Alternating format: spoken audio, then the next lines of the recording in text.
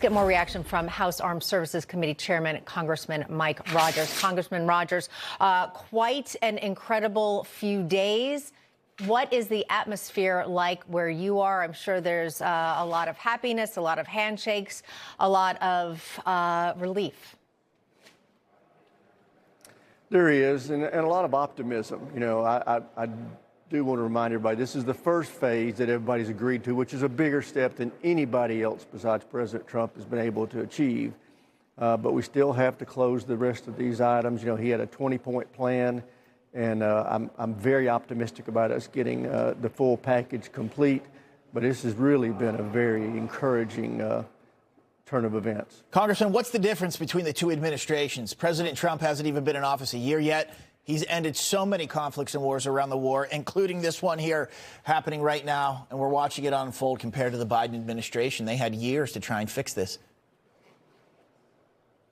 Yeah, unfortunately, the Biden administration didn't engage on any front. You know, one of the reasons we're in this war in Ukraine is that he was so tepid prior to Russia's invasion. You know, we had intelligence in the October before the February invasion that Russia was going to invade. It was very exquisite intelligence. We knew where they were going to go, when they were going to go to the exact day.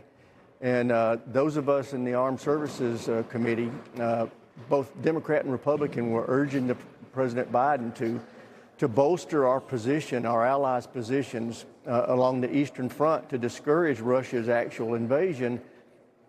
And he was worried that that was escalatory. And our position was, we already know he's going to invade. We're not escalating anything. We're trying to de-escalate. But it just wasn't his nature. He was always somebody who reacted and didn't lead.